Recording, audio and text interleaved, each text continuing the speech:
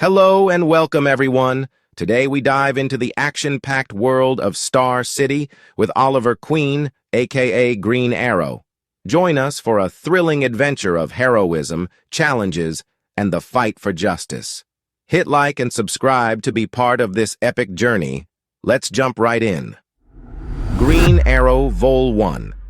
In the heart of Star City, under the cloak of night, the docks of Seattle transformed into a scene straight from a nightmare. The nefarious group known only as the Underground Men were enacting a sinister operation. With a chilling disregard for humanity, they were smuggling souls, treating lives as commodities to be sold into the shadows of the black market. These stolen individuals, ripped from their lives, awaited an uncertain fate, concealed within the containers that littered the dock. The Underground Men, masters of deceit, summoned a dense fog to shroud their deeds, a mist that crept along the ground like a living entity, obscuring their movements from prying eyes. Yet their confidence in this veil of secrecy was their undoing. From within the depths of the night, a voice pierced the silence, a declaration that would herald their downfall. Many believe the fog renders them invisible, it said, its tone laced with a promise of retribution, but not to Green Arrow. Out of the darkness emerged two figures, symbols of hope and vengeance against the corruption that plagued the city. Green Arrow, the Emerald Archer, stood shoulder to shoulder with Black Canary, the siren from the heart of darkness. With a swift motion, Green Arrow unleashed a volley of arrows, each one finding its mark with unerring precision, a testament to his skill and determination. Not to be outdone, Black Canary, with her indomitable spirit, launched herself into the fray, her attacks a blend of grace and power that left the criminals reeling. But they were not alone in their fight against the darkness. From a distance, yet ever present, was Henry V, Green Arrow's old friend and indispensable ally. With his technological prowess, Henry infiltrated the digital eyes of the dock, hacking into the surveillance cameras. From his command center, he became the eyes in the sky, guiding Green Arrow and Black Canary with invaluable intelligence. Each piece of information he relayed was a beacon of light, cutting through the fog and darkness, allowing them to navigate the chaos with precision, ensuring no corner remained unchecked, no victim forgotten.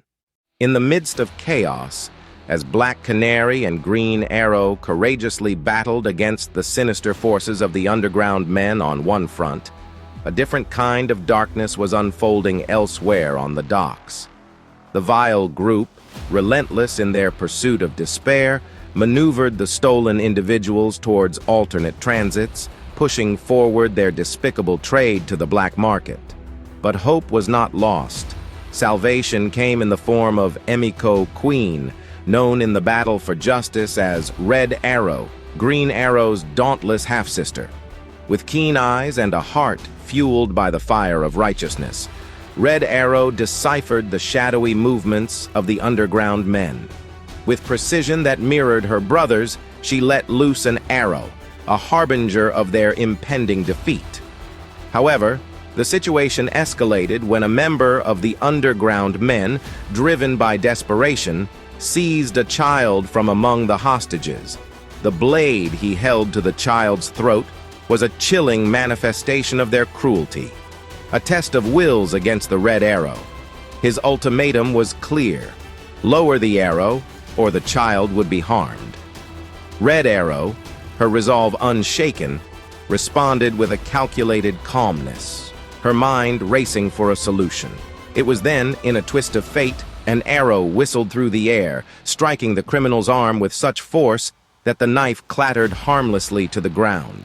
The child was freed, and Green Arrow emerged from the shadows, his presence a testament to the bond and precision between the vigilante siblings.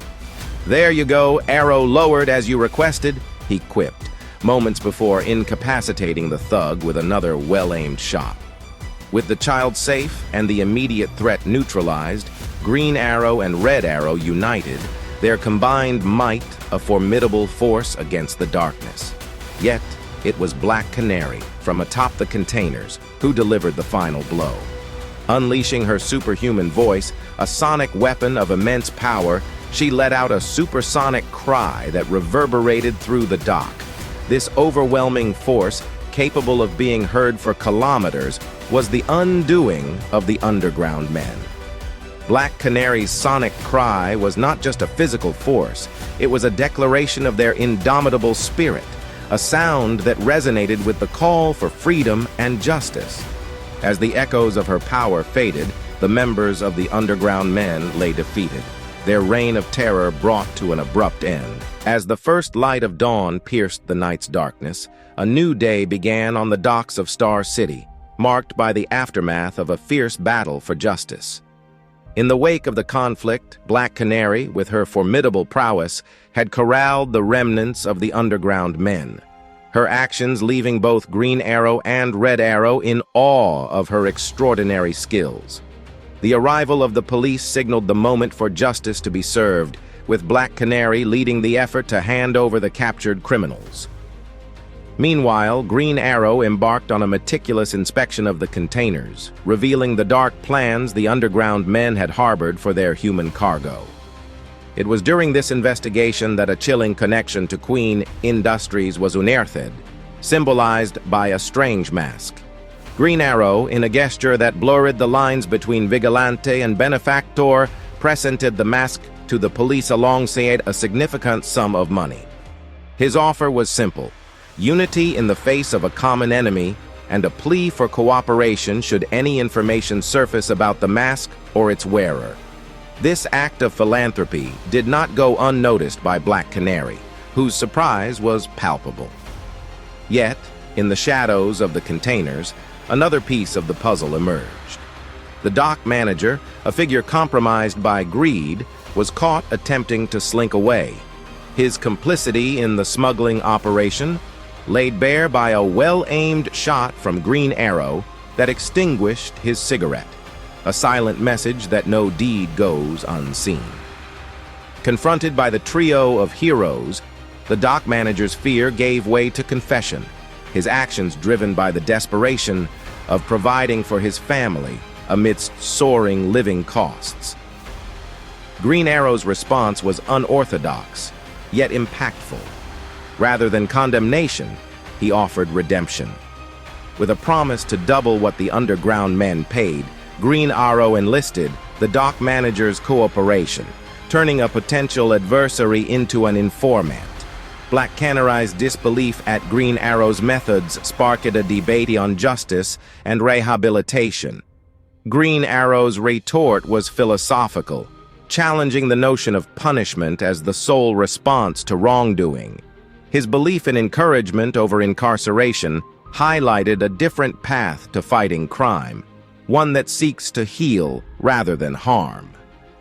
As they prepared to leave the scene, a mysterious figure observed from afar, a silent testament to the fact that their fight was far from over. As the first light of morning streamed through the windows, the quiet aftermath of the night's adrenaline-fueled mission lingered in the air. Within the sanctuary of Oliver Queen's residence, a scene unfolded that was as tender as it was revealing of the evolving dynamics between the city's guardians. Black Canary, also known as Dinah Lance, found solace in the arms of Oliver Queen, the man behind the mask of Green Arrow. Exhaustion from their recent endeavors had given way to a moment of vulnerability and intimacy, marking the dawn of a new chapter in their relationship that transcended their alliance as heroes.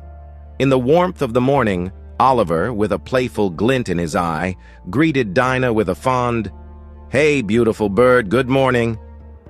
The response was immediate and affectionate, a playful admonition from Black Canary to cherish the silence, punctuated by a kiss that sealed their connection, a symbol of their shared journey from comrades to lovers. The domestic bliss extended to the kitchen, where the trio, Oliver, Dinah, and Emiko Queen, Oliver's determined half-sister, and the formidable Red Arrow, gathered. Amidst the casual serenity of coffee shared, Dinah, in a moment of whimsy, serenaded Emiko with the song of the blackbird. The melody, a beautiful and unexpected gift, left Emiko delighted, a testament to the bonds of friendship and mentorship that Dinah extended beyond her romantic ties with Oliver. Yet, even in these moments of lightheartedness, Dinah couldn't escape the shadows of her past experiences. Her sarcastic reflection on her roles as mother, teacher, family, and warrior in previous relationships, each ending in pain for all involved, hung in the air, a poignant reminder of the complexities of their lives intertwined with duty and danger. Emiko directed a concerned glance towards Oliver, urging him with a mix of worry and hope, "Try not to mess this up." Oliver's response was a blend of assurance and deep emotion. Embracing his sister, he affirmed his commitment not just to Emiko, but to the principles that defined him. Not as the infallible green arrow, but as a man capable of love, of mistakes, and of growth. "No, I don't do mess up," he declared, a promise that resonated with sincerity and the weight of responsibility. "But Emiko, you are the most important woman in my life, and I love you so much more than everything." As the cityscape of Star City blurred past them, Oliver Queen and Black Canary, clad in the rushing wind, navigated the streets on a motorcycle, a striking image of unity in motion. Amid the roar of the engine and the swift dance of scenery, a conversation of profound significance unfolded between them. Black Canary, ever the voice of insight, urged Oliver to deepen the emotional bond with his half-sister, Emiko, challenging him to look beyond the material support he had provided. Oliver, taken aback, defended the quality of their relationship, citing the year they had spent under the same roof and his role as her provider. Yet, Black Canary's words struck a chord, revealing a nuanced understanding of love, that it transcends financial support, demanding a deeper, more personal connection. Seeking to illustrate his perspective, Oliver guided their journey to the philanthropic endeavors that bore his name. Charity institutions and schools founded not just from wealth, but from a genuine desire to foster prosperity. He showcased an orphanage among his contributions, a place of refuge born from his belief that while money couldn't buy happiness, it could lay the foundation for a better life. Their arrival at Queen Industries marked a transition from theoretical to personal, as Black Canary confronted Oliver with a stark reality. Acknowledging his good intentions, she argued that a true relationship, especially one as crucial as that with his half-sister, couldn't be grounded solely in financial gestures. Oliver's attempt to expand the definition of his inner circle by mentioning Henry, his company's manager, was met with skepticism from Black Canary. To her, professional relationships, even those marked by loyalty and service, lacked the personal depth of familial or romantic connections. The dialogue took a turn towards introspection as Oliver inquired about the nature of their own relationship. Black Canary's response, a mix of candor and caution, suggested a budding connection still in its infancy, a journey of discovery yet to define itself fully. Her departure, spurred by a commitment to delve deeper into the mystery of the underground men and their enigmatic leader, Queen Industries, left Oliver in a contemplation of solitude. Oliver Queen's rare appearance at Queen Industries immediately set the day apart, stirring an air of curiosity and anticipation among the staff.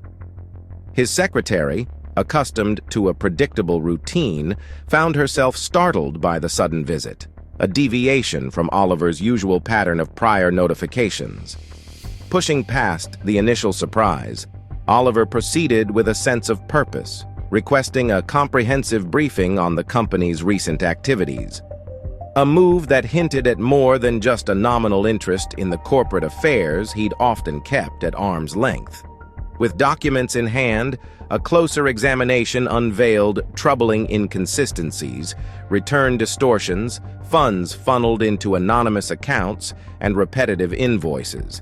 each thread weaving a tapestry of suspicion and concern in Oliver's mind. Determined to unearth the truth, he made his way to confront Cyrus Broderick, the CEO at the helm of Queen Industries, whose stewardship now faced scrutiny. The meeting between Oliver and Cyrus was a dance of diplomacy and tension. Cyrus, ever the seasoned executive, welcomed Oliver with open arms, expressing delight at his newfound interest in the familial empire. However, Oliver's pointed inquiries about the anomalies in the company's financial and operational activities met with a response that was both evasive and intriguing. Cyrus posited the complexities of modern business as a barrier to immediate transparency, suggesting a series of in-depth discussions to fully dissect the issues at hand. Their exchange was abruptly interrupted by news of an earthquake in the Pacific Ocean, a consequence of Queen Industries' ambitious railway tunnel line project, a venture that showcased the company's foray into high technology and infrastructure development beneath the ocean's surface. Cyrus's apology to Oliver, framed by an assurance of the company's noble vision, left the meeting unresolved with promises of future discussions. As Oliver departed, the corridors of Queen Industries seemed to echo with the weight of unanswered questions and the shadows of doubt that now hung over the company's endeavors. Under the cloak of night, Cyrus Broderick found himself ensnared in a web of his own making, fear gripping him as Oliver Queen's probing inquiries threatened to unravel the clandestine operations he spearheaded. Desperation clawed at Broderick, driving him to issue a harrowing command, one that aimed to silence Oliver Queen permanently. As the city slept, unseen forces were set in motion, a dark intent lurking in the shadows. Oliver Queen, unsuspecting of the storm brewing against him, returned to the sanctity of his apartment, a haven that was about to be breached. The tranquility of the night shattered when an arrow, swift and silent, found its mark, embedding itself in Oliver's shoulder. The surprise attack left him reeling, pain and shock coursing through him as more arrows followed, each one a harbinger of his potential doom. Meanwhile, Cyrus Broderick, the architect of this treachery, retreated to the secrecy of his chamber, where he donned the mask of Queen Industries, a symbol of his double life as the mastermind behind the underground men. The revelation was stark. Cyrus Broderick and Queen Industries were one and the same, a betrayal that ran deep within the veins of the company. As Oliver grappled with his wounds, the night took another sinister turn with the appearance of Shadow, a figure renowned for her lethal prowess. Emerging from the darkness, she engaged Oliver in a battle that tested the limits of his endurance, each movement a struggle against the tide of his injuries. Back in the shadows of duplicity, Cyrus Broderick convened with the upper echelons of the underground men, plotting to tarnish Oliver Queen's legacy. Their scheme was macabre, a cold calculation to cushion the impact of Oliver's impending demise by miring his name in scandal. The confrontation between Shadow and Oliver reached a fever pitch, a dance of death in the dimly lit confines of his apartment. It was then that Emiko, Oliver's half-sister, stepped into the fray, her arrival a glimmer of hope amidst the chaos. Oliver's plea for her to flee went unheeded. Instead, a shocking betrayal unfolded.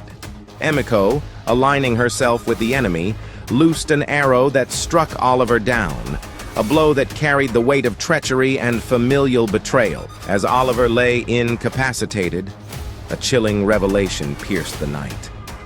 Emiko, turning to Shadow, uttered words that twisted the knife of betrayal deeper. "Hey, Mother, I've been waiting for this moment for a long time." In that instant, the tangled webs of allegiance, deceit, and hidden agendas came to light, setting the stage for a confrontation steeped in personal and ideological conflicts. The night's events left a trail of questions and shattered bonds, a stark reminder of the fragility of trust and the depths to which darkness can consume. As Oliver Queen faced an uncertain fate, the battle lines were redrawn, heralding a struggle that would test the very essence of what it meant to fight for justice, for family, and for redemption. To be continued. Thanks for watching our journey with the Green Arrow. If you liked the adventure, hit like and subscribe for more. Your support keeps the saga alive. Until next time, stay sharp and aim high.